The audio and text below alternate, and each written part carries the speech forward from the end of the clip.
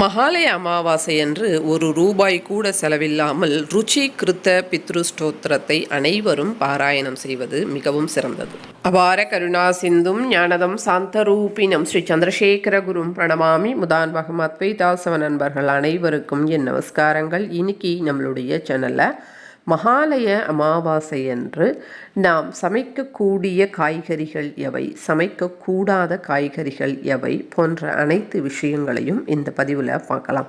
மகாலய பக்ஷம் அப்படின்னு சொல்லுவாங்க 15 நாட்கள். இந்த 15 நாட்களும் நாம் தர்ப்பணத்தை நிர்வகிக்க வேண்டும். பொதுவாக தர்ப்பணங்கள் 98 நாட்கள் செய்ய வேண்டும் ஒரு வருடத்தில் அப்படின்னு சொல்லியிருக்கு. அதில் பார்த்திங்கன்னா 12 அமாவாசைகள், அதே மாதிரி இது 14 நாட்கள். அடுத்து பார்த்திங்கன்னா ஒவ்வொரு மாதத்திலையும் வருகின்ற மாத சங்கரமணம், இப்படியாக விதிபாதா யோகங்கள், இப்படி எல்லாம் சேர்த்து 98 நாட்கள் நம்முடைய முன்னோர்களுக்காக நாம் தர்ப்பணத்தை செய்ய வேண்டும் அப்படின்னு நம்முடைய தர்மசாஸ்திர கிரந்தங்கள் சொல்லுகின்றது. அது முடியல அப்படின்னாலும் அமாவாசைகளில் நாம் தர்ப்பணத்தை அவர்களுக்காக செய்ய வேண்டும். அதிலேயும் இந்த மகாலய அமாவாசை அந்த ஒரு நாள் மிகவும் சிறப்புமிக்கது. அந்த நாளை நாம் எக்காரணம் கொண்டும் கைவிடக்கூடாது. இதில் பார்த்திங்கன்னா இங்கிலீஷ் காய்கறிகள் அப்படின்னு சொல்லுவாங்க இல்லையா, அது எல்லாத்தையும் நாம் தவிர்க்கணும். கேரட் தவிர்க்கணும், பீட்ரூட்டு, பீன்ஸு, காலிஃப்ளவர், இந்த மாதிரியான காய்கறிகள். வெங்காயம் சமைக்கக்கூடாது, பூண்டு சமைக்கக்கூடாது, கத்திரிக்காய் சமைக்கக்கூடாது, வெண்டைக்காய் சமைக்கக்கூடாது, முருங்கைக்காய் அதில் பிசுபிசுப்பு தன்மை இருக்குது. அதனால் அது அந்த பிசுபிசுப்பு தன்மையால் அந்த காய் அது அதாவது இந்த வீட்டுக்கு பெண்கள் 3 நாட்கள் வீட்டு விலக்கு இருக்கும் இல்லையா, அந்த மாதிரியான ஒரு தன்மை அதில் இருப்பதினால அதையும் சமைக்கக்கூடாது அப்படின்னு சொல்லப்பட்டிருக்கு. தக்காளி சமைக்கக்கூடாது.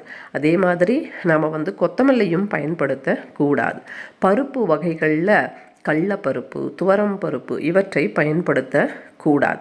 இவற்றை எல்லாத்தையும் நாம் தவிர்க்கணும். பச்சை மிளகாயையும் நாம் பயன்படுத்தக்கூடாது.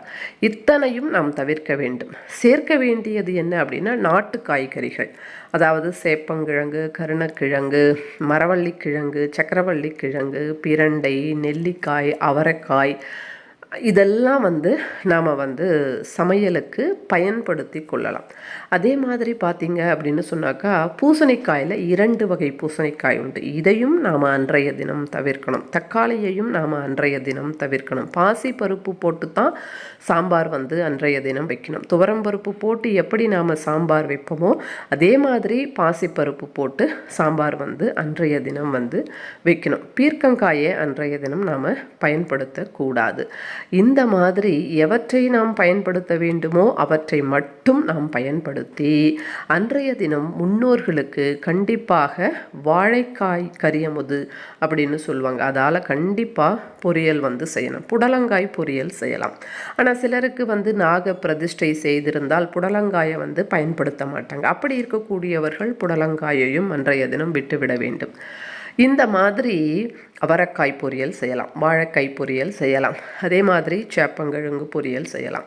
சாம்பாருக்கு நாம் இந்த அவரைக்காயை பயன்படுத்தி கொள்ளலாம். அவரைக்காய் மட்டும் இல்லாமல் அவரைக்காயில் 2 வகை உண்டு.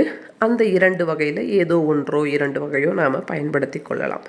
இப்படி நாம் முறை பிரகாரம் சமையல் செய்து முன்னோர்களுக்கு நாம் படையல் இட்டு, சிலருக்கு படையல் இடுகின்ற வழக்கம் இருக்கும், அந்த மாதிரி அவர்கள் படையல் இடலாம். அதே மாதிரி சிலர் பார்த்திங்கன்னா தர்ப்பணத்தை விட்டுட்டு அந்த ஊரில் இருக்கின்ற கோயில் ஐயருக்கு கொடுப்பாங்க. அந்த மாதிரி அவருக்கு கொடுக்கும்போது கூட எண்ணெய் கொடுக்கக்கூடாது. அரிசி, பைத்தம்பருப்பு, நெய் கொடுக்கலாம், பால் கொடுக்கலாம். அடுத்து இலை, வாழை இலையாக தருவது சிறப்பானது. தயிர் கொடுக்கலாம். அதே மாதிரி வெல்லம். அடுத்து வெல்லம் கொடுத்துட்டு அடுத்து நாம் புளி, மிளகாய், மிளகு, சீரகம், அடுத்து கடுகு, காய் வகைகளில் 3, 5 அதுவும் நாம் எதை அமாவாசைக்கு சமைக்கின்றோமோ அந்த காய்கறிகள், சேப்பங்கிழங்கு, கருணக்கிழங்கு, வாழைக்காய், இந்த மாதிரியான காய்கறிகளை அவருக்கு கொடுக்கலாம். அன்றைய தினம் கீரை வகைகளை முழுவதுமாக தவிர்க்க வேண்டும். வேஷ்டி துண்டு வச்சு தகுந்த தட்சணையை வச்சு, உங்களுடைய சக்திக்கு ஏற்றாற் போல தட்சணையை வச்சு அவருக்கு தருவது சிறந்தது. பாவக்காய் நம்ம சமைக்கலாம், நாம் பாவக்காயை தானமாகவும் கொடுக்கலாம். ரொம்ப பசியால் வருந்துகின்ற ஏழைகளுக்கு அன்றைய தினம் 2 பேருக்காவது அன்னத்தை வாங்கி தருவது சிறந்தது. அன்றைய தினம் வாழை இலையில் தான் சாப்பிட வேண்டும், அதிலேயும் தலை வாழை இலையில் மட்டும்தான் சாப்பிட வேண்டும் அப்படின்னு நம்முடைய தர்மசாஸ்திர கிரந்தங்கள் சொல்லுது. எப்பொழுதுமே தலை வாழை இலையில் தான் சாப்பிட வேண்டும். அதாவது நாம் எப்பொழுதெல்லாம் வாழை இலை சாப்பிடுகின்றோமோ அப்பொழுதெல்லாம் தலை வாழை இலை சிறந்தது அப்படின்னு. அதே மாதிரி இந்த வாழை இலையில் சாப்பிடணும், வாழைக்காய், வாழைப்பூ, வாழைத்தண்டு இதெல்லாம் அமாவாசை சமையலுக்கு நாம் பயன்படுத்தி கொள்ளலாம். இப்படி நம்முடைய முன்னோர்கள் அறிவியலோடு இந்த ஒரு விஷயங்களையும் நமக்கு சேர்த்து வச்சிருக்கிறாங்க. இது நாம் சாப்பிடும்போது இப்போ இந்த 15 நாட்களும் பைத்தம்பருப்பு எதனால் சேர்க்க சொன்னாங்க அப்படின்னா, தர்ப்பணம் விடுகின்றவர் எண்ணெய் தேய்த்து தலைக்கு குளிக்கக்கூடாது, தேங்காய் எண்ணெயும் தினந்தோறும் அவர் வைத்து கொள்ளக்கூடாது, ஷவரத்தை அதாவது கட்டிங்கு, ஷேவிங்கு, நகங்களை கட் பண்ணுறது இதெல்லாம் அவர் செய்யக்கூடாது. அவருக்கு எண்ணெய் வைத்து தலைக்கு ஊற்றாதனால, தினந்தோறும் தேங்காய் எண்ணெய் வைக்காததுனால உடல் வெப்பம் ஏற்படும். அதனால் தினந்தோறும் இந்த பைத்தம்பருப்பு போட்டு சமையல் செய்து சாப்பிடும்போது அது சமநிலைப்படுத்தப்படும். பார்த்திங்களா, எவ்வளவு ஒரு இதுவாக நமக்கு சொல்லியிருக்கிறாங்க. இது யாருக்கெல்லாம் அப்படின்னா, இப்போ தர்ப்பணம் விடுறாரோ யாரோ அந்த வீட்டினுடைய தலைவர், அவருக்கும் அவருடைய மனைவிக்கும் இது பொருந்தும்.